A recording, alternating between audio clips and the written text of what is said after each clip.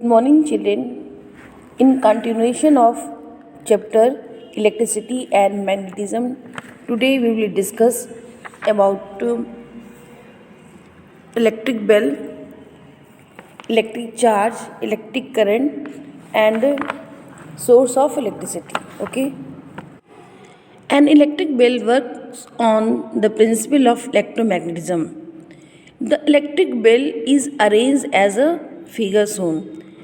When the switch is pressed, current begins to flow through the electromagnet. Okay. The iron core gets magnetized and attract the armature. The armature moved towards electromagnet, guiding the hammer to move and strike the gong. Causes the ringing sound. The movement of the armature towards the electromagnet breaks the circuit and the current stops flowing. The electromagnet loses its magnetism and the armature returns to its original position. As long as the switch remains pressed, the above steps are repeated and the bell keeps ringing. Now, electric charges. Children, you know very well all things are made up of matter, and matter is made up of atom. Every atom contains two types of charged particles, protons and electrons. The particles which carry negative charge are called electrons, whereas the particles carrying positive charge are called protons. The protons are concentrated in the nucleus at the center of an atom, and the electrons move around the nucleus in orbits. The nucleus also contains neutrons, which are electrically neutral particles. Under normal conditions, the amount of negative and positive charges on an atom are equal, means the number of electrons in an atom is equal to the number of protons. The equal and opposite charges on an atom cancel each other and the atom remains electrically neutral. Electricity is produced by the movement of these electric charges. Now, the SI unit of the electrical charges is coulomb. Now, next topic is electric current. Atoms of most metals contain very loosely bound negatively charged electrons in their outermost orbits. These electrons can be knocked out easily and are then called as free electrons. Under normal conditions, free electrons move randomly in all directions like gases in a material.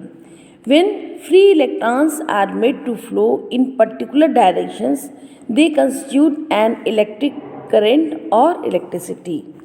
The SI unit of electric current is the ampere, named after French physicist Ampere. Okay. Now, electric current is defined as amount of charge passing through a given point in a conductor in unit time, or if a charge q coulomb flows through a point in a time t second, the current I flowing through that point is I is equal to q upon t. Okay. Now, units of electric current.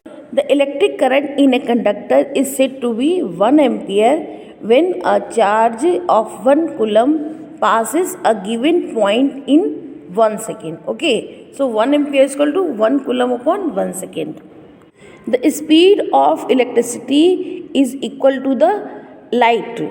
Means speed of light is equal to 3 into 10 raised to power 8 meter per second. So, electricity travel with the speed of light.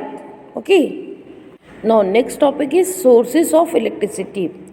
Different sources of electricity or electric current are electric cells, batteries, electric power plants, electric generators, and solar cells. Here we will discuss about only electric cells. Now, electric cells, or it converts chemical energy into electrical energy. These are two types: primary and secondary. Primary cells. Now, primary cells, the cells that can be used only once are called as primary cells. Okay.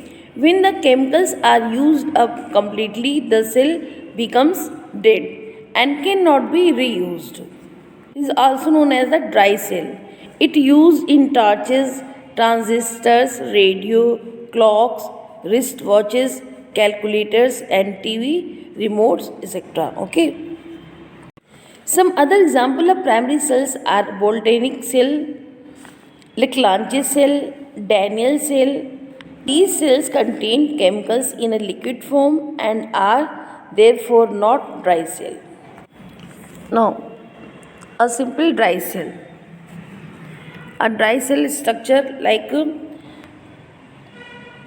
a dry cell consists of zinc container inside which is carbon rod having the brass cap is placed at the center. The space around the rod is filled with the mixture of manganese dioxide and powdered carbon, also known as the charcoal, in a muslin bag. A moist paste of ammonium chloride and plaster of Paris is placed outside the muslin bag. The outer body of the zinc container, except the base, is covered with the thick cardboard or plastic insulation. The base is for connections to be made with the cell. Once a cell is connected to a device, say a bulb, the circuit gets completed and an electric current starts flowing through the circuit and the bulb start to glow. Now, advantage of a dry cell.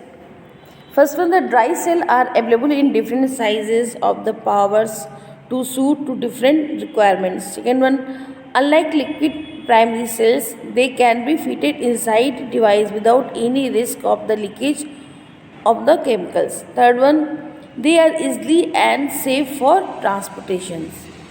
Now next is batteries. A combination of more than one electric cell to produce larger amount of current is called as battery. Torchlight usually contains two or more cells in the form of battery. Okay. Now secondary cells. Secondary cells are also known as the accumulators or storage cells.